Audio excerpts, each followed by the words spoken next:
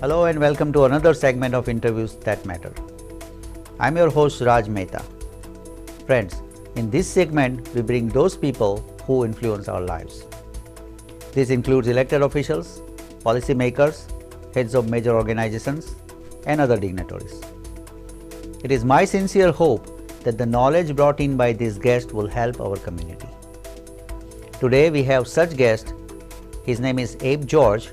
Coming from Indian community, he is running as a Brooklyn District Attorney in 2013 election. Let's meet Abe George. Mr. George, welcome to the show, sir. Thank you, Mr. Mehta. You can call me Abe, please. Call me Abe. Oh, then call me Raj. Okay. That works. Thank you for joining today and thank you for taking time. First of all, congratulations, our hearty congratulations to you being an Indian American.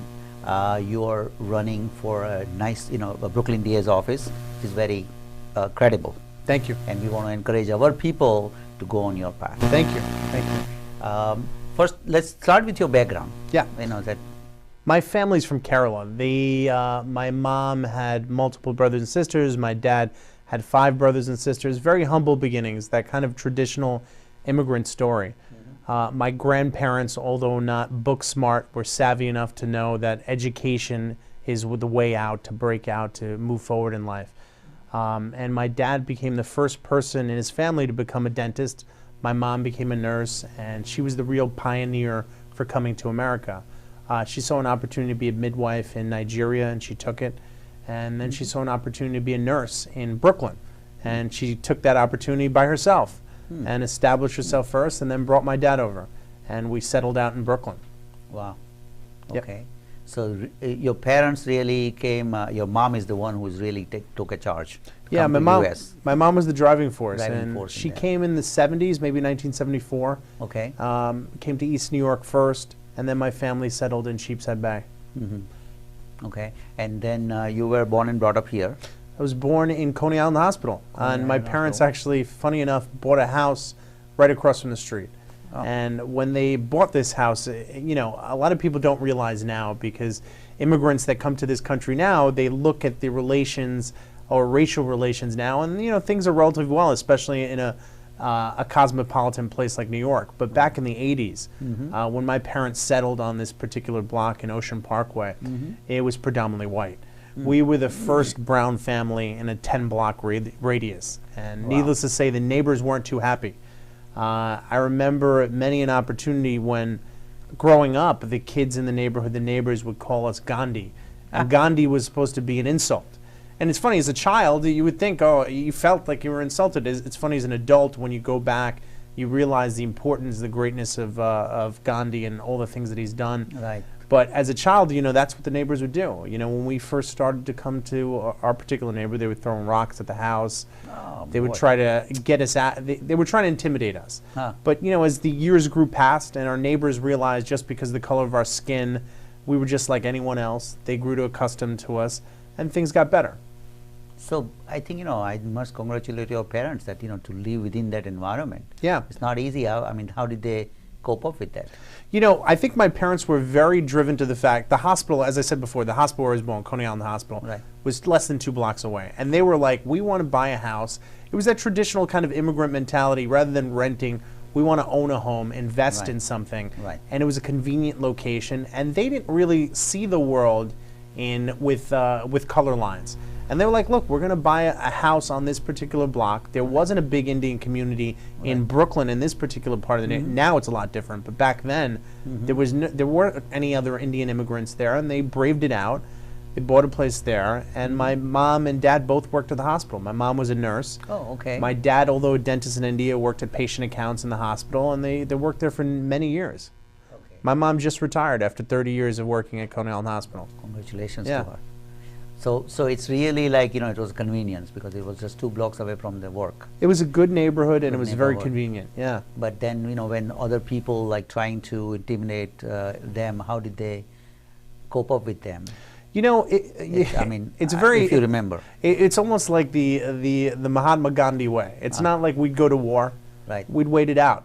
And we'd talk to our neighbors and, kind of sitting them down, making them realize that we were just like them, My parents, when they went apple picking, They would bring apples for the neighbors or anything like that to try to extend good faith and let our neighbors know who we were.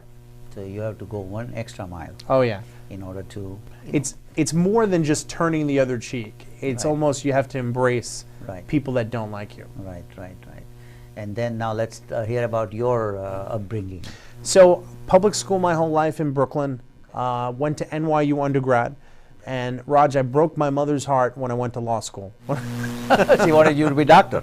Yeah. See, there you go. So I got accepted to Hofstra Law, almost on a full scholarship. And I remember the day that I got into Hofstra Law, and my mom was in tears. And I was like, what's the matter? And I realized after the fact that it was because she realized her dream of me being a doctor wouldn't be fulfilled. My dad, as I said before, in India was a dentist. My mom was a nurse. And as you know, Raj, it's not typical for Indian Americans to pursue, or Indians generally to pursue, a path of law. And you know, my mom's main concern was really like, how are you going to survive as a lawyer? She saw that, hey, there weren't a lot of Indian lawyers out there, and she was afraid that, how are you going to get clients that are you know, you're not going to have a ton of clients that are Indian. Are white clients going to come to you? And I was like, Mom, I don't see the world really on those lines. You know, I think that as the years progress, if I'm a good lawyer, people are going to hire me, you know? And I always thought that the role of a lawyer was an interesting thing. I had a romanticized view of the law. I always thought a lawyer was someone that fights for someone, that stands up for the little guy, that gives someone a voice. And that was all the noble kind of calling that I saw as law. I mean, look, we joke around lawyers nowadays, they're sharks, they're all in it for the money, but that's not the type of lawyer that I wanted to be or how I viewed the law. Okay, so how did you start your career then after So Hofstra, when I went to Hofstra Law, not too far from here, and that's when I realized that, hey, you need to intern in places to figure out what type of law you wanted to practice. And it was really when I interned at the Queens DA's office in the homicide unit and back at the Manhattan DA's office for the summer that I realized that I wanted to be a prosecutor. See, it was funny because my parents were both public servants. My mom, as I said, worked for Coney Island Hospital for almost 30 years. My dad had worked for the same hospital for almost 15 years. They were public servants. They were giving back. And for me, I realized that public service was where I wanted to be in life. I wanted to give back. And amongst the jobs and the internships I took, working at the DA's office, being a prosecutor, I felt that was a way to give back. You can not only be a great litigator, get into a courtroom, argue your point, but what you were doing simultaneously was fighting for people, fighting for victims, making communities safer. And I started to love the area of being a prosecutor because I felt that a conscientious prosecutor wasn't about just securing convictions and putting people behind bars. It was understanding who the person you were, where they were coming from, and deciding that, hey, not every case needs to result necessarily in the person on the other side of the table going to jail for a long period of time. Sometimes jail isn't the appropriate remedy for a person that you're prosecuting, you know, and sometimes justice doesn't result in a conviction. You know, sometimes justice results in a case being dismissed. You know, and so that's when I really fell in love with, all right, I wanted to be a prosecutor. And when I graduated Hofstra Law, I was lucky enough to be hired by Robert Morgenthau from the Manhattan DA's office. And he is, I don't know if you know him, Raj, but he's one of the greatest prosecutors in the country. And when I got that opportunity to work for him, I seized it. And in fact, I remember one day that, you know, my dad was kind of that traditional Indian character, very stoic, didn't really have much of an expression with their children. It's kind of like they were proud of you, and they would let you know by providing you with, you know, with school, with a house, with fun, with money for school, things like that. But it would never be a dialogue. But I remember the day I got the job for Robert Morgenthau, I heard my dad on the phone talking to his friend. He said, "Oh, my son got a job for Robert Morgenthau." So I knew he was very proud. Oh, okay.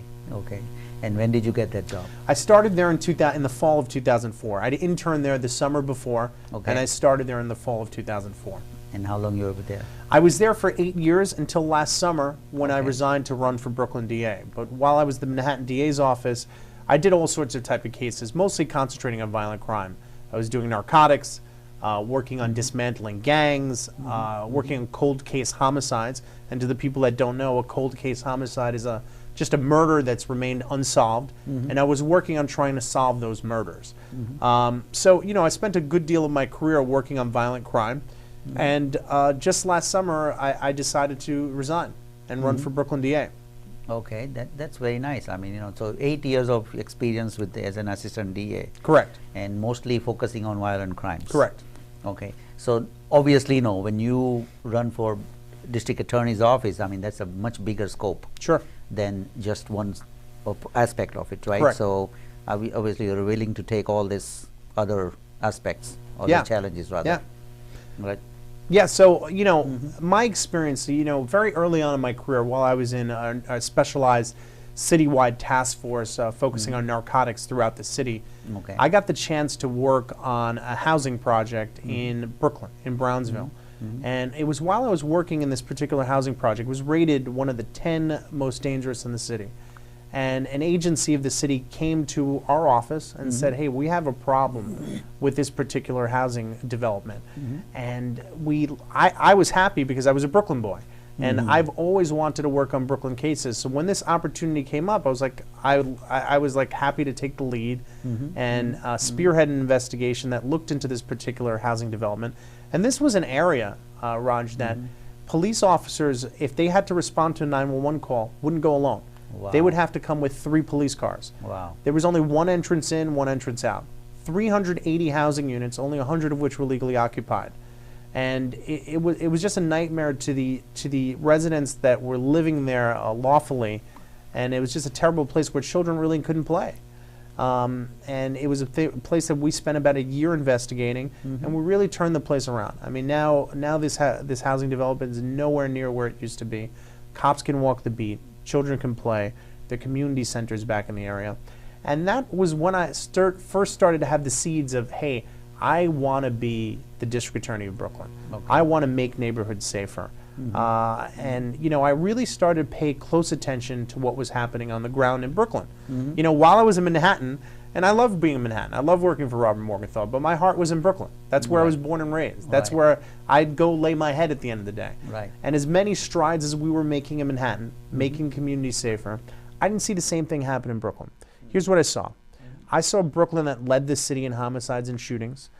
I saw a Brooklyn DA's office that was allowing, I think, abusive policies such as stop and frisk and the over-prosecution of nonviolent marijuana cases try to quell that tide of violent crime. I saw wrongful convictions, cases where you had defendants spend over 16 years in jail. A guy named Jabbar Collins spent 16 years in jail because a prosecutor decided that he wasn't going to turn over and follow the law, turn over exculpatory material that tended to show the defendant was innocent of committing these crimes, because the focus was about getting a conviction. And this wasn't happening once a year, Raj. It was happening month after month. I saw that we had an office that wasn't dealing with emerging crimes, like cyber crimes and identity theft, one of the fastest emerging crimes there are. This office didn't have a unit to handle that. And Raj, most shockingly, about a year ago, the New York Times reported that the district attorney wasn't zealously prosecuting child pedophiles because it would cost him electoral votes. And that's when I decided that I needed to resign and run for this position, because someone needs to stand up for the children and for the people of Brooklyn. Right. We've had a DA that's been in office for over a quarter century. Brooklyn's changed during that period of time. I mean, if you think about it, when my opponent, Charles Hines, was running back in 1989, Right. Ronald Reagan was president, George Bush was vice president. We were ending the Cold War, and we didn't have the internet. Right. I mean, Brooklyn's changed. It's time we have a new DA that reflects the population of Brooklyn. Well, Abe, we'll take a short break and we'll be right back. Thank you. Please stay with us.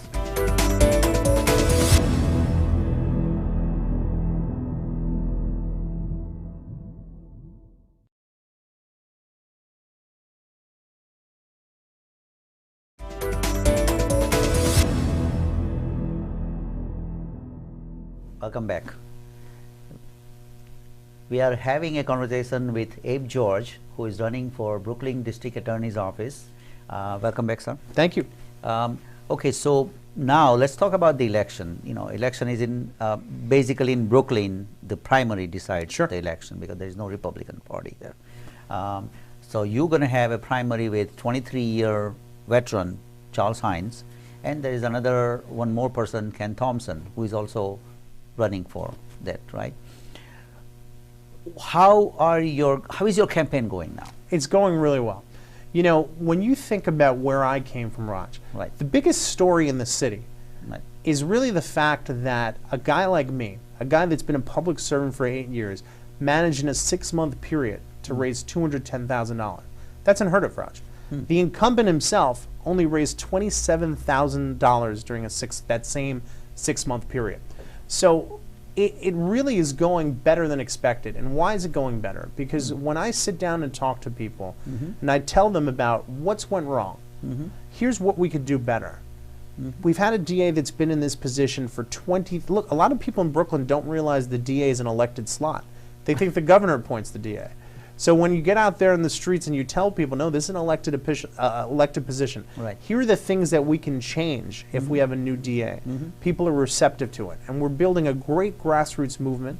And you know, we recently had a great support from a guy named David Boyce, one of the most prominent lawyers in the country, who gave us a maximum contribution, who really believed in who I was, feeling that I was the right guy for this job and that there needed to be change in Brooklyn. So you think the biggest challenge with this campaign is raising funds?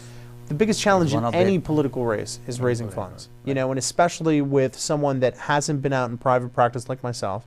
I've been a career prosecutor. It's even more of a challenge.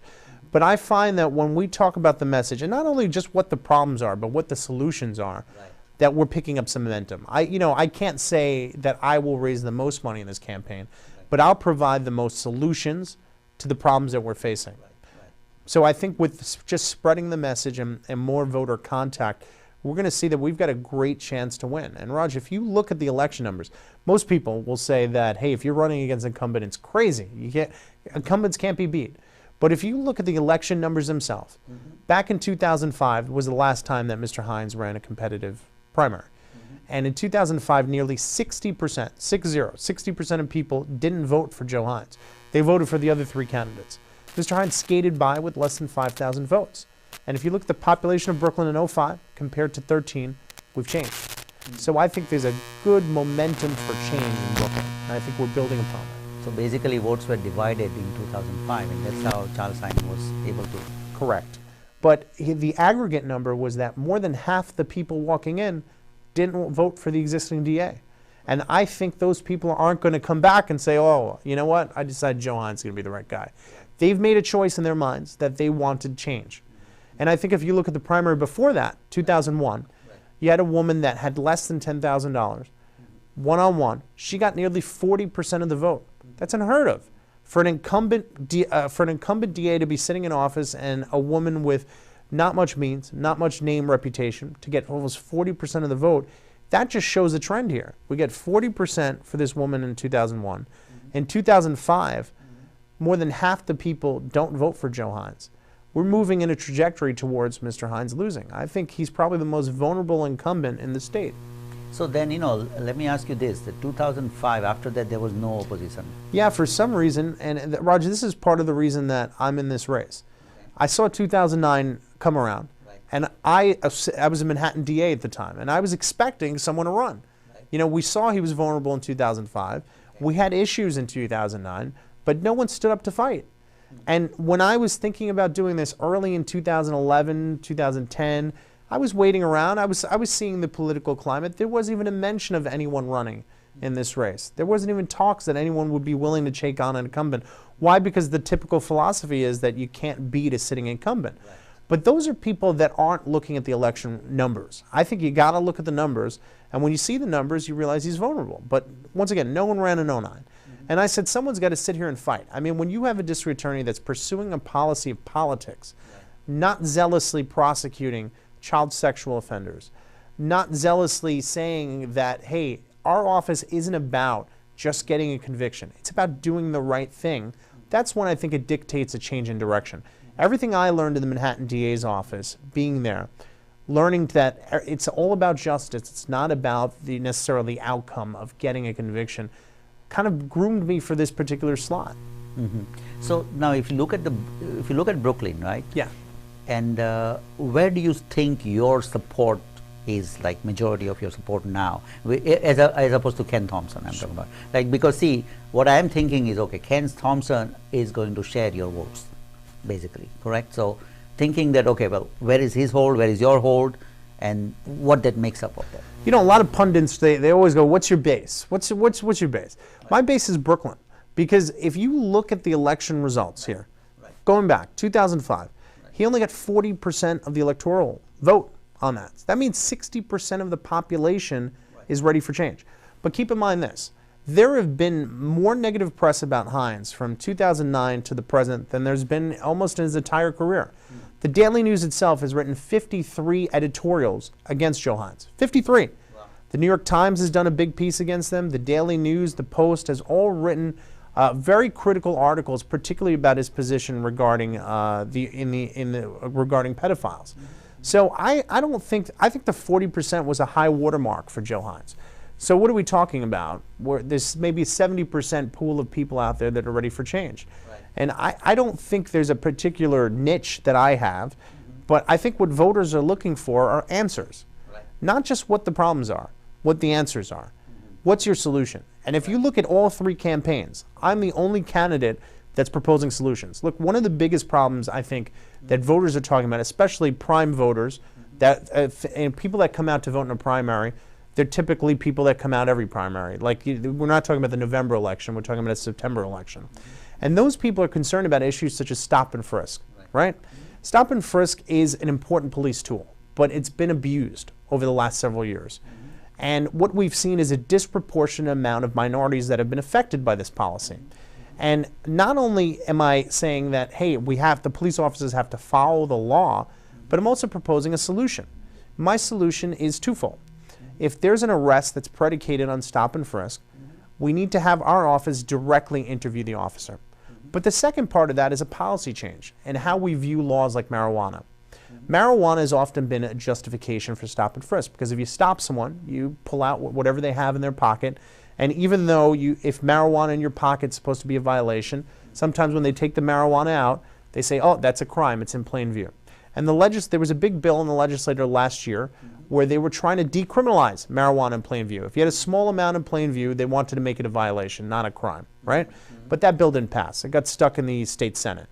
As district attorney, I would change that policy. Day one, I would tell the police department that if someone's recovered with marijuana in plain view, a small amount, we're just pursuing that as a violation. Why? To quell this tide of the abusive nature of stop and frisk. We've had it disproportionately affect a large amount of our community, and we need to change that. So two policies right off the bat to quell stop and frisk. But let's go further. We need to change the way we fight crime. Crime right now is fought, I think, in some instances in a reactionary way. The police make an arrest and we prosecute those cases. Right. We have to fight crime smarter, intelligence-based prosecution. And what do I mean by that? Well, you have any neighborhood, right? You have a local precinct that governs a particular area. You have uniformed police officers on the ground, detectives that are, wearing the suits that investigate certain crimes within a given neighborhood. They don't always talk to each other, the guys on the ground in uniform and the detectives. They don't share their intelligence on the crime problems in a certain area. Plus, on top of the precinct, you have a narcotics unit. You have a gang unit. You may even have a housing unit. All those different entities kind of police the same neighborhood, but don't necessarily share intelligence. Who else has information on crime problems? The community, elected officials, the school system, because the school system knows, hey, which kids aren't coming to class, which kids are giving us a problem. Go to family court, because we know that before people get into the adult criminal justice system, they've got issues in family court before they get to us. So we have all this intelligence, and you as a software guy would appreciate this, right? Absolutely. You have all this intel out there, and there's an information disconnect. Data warehouse, yep. And what we need to do is coordinate all that intelligence, get into a computer, analyze that data, and now the DA needs a blueprint. They can provide a blueprint for the police department saying, hey, this neighborhood has 10 problem players. Let's formulate a long-term investigation to take care of these individuals. It's not about stopping everybody. It's about stopping the right people and doing it in a smarter way. So that's what I'm talking about, Raj. It's not only saying, here's problems, what are our solutions? And so I think when voters look at that and they see who the candidates are and what the ideas are and how we're going to fight crime, there's only one guy that's got identify the problem and identify the solution, and that's me. Okay. Viewers of our show is South Asian population, right? And obviously, South Asian population is behind you.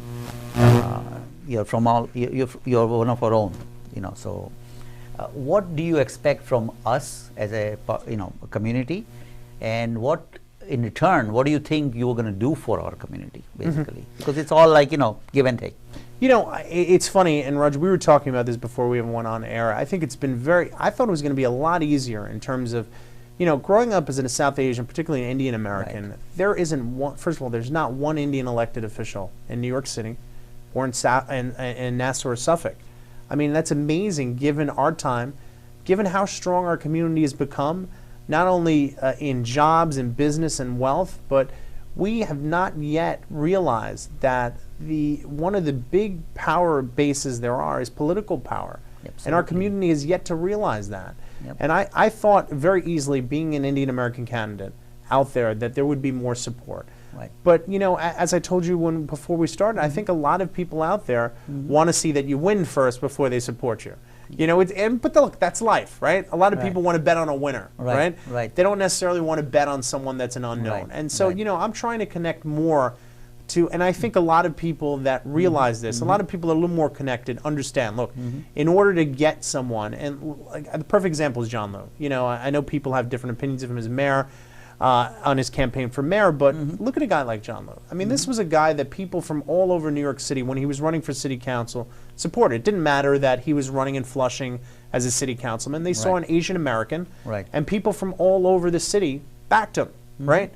Then he became a city controller, and now where he is, he's on the pathway to running for mayor, Right, right? right. We can't groom candidates like Bobby Jindal, Right. candidates like Nikki Haley, Right. without at least starting small. And the problem is, if you look at the incubator, Right. look at the nursery of where we have our candidates, there's no one there. There's no one in the hopper that we can groom along. So I think it's very important. What I'm trying to connect is, I know you live in Queens. Right. I know you live in Nassau. I know you live in Suffolk. I know you live outside of New York. Right. But this is an important race. Why is it an important race? Because if we want to see an Indian elected in some position of power, we have to start small. And I think in terms of, look, I'm fighting for everyone in Brooklyn. And, the Indian population is probably not the largest out there. Right. But I also see this as giving a voice to our community. That if there's an issue relevant to the Indian community, finally there could be someone that acknowledges. Look, I'll tell you one big issue that the Sikhs are facing in the NYPD, the issue of wearing their turbans. Right. There's been a big debate on whether or not they should be allowed to wear their turban.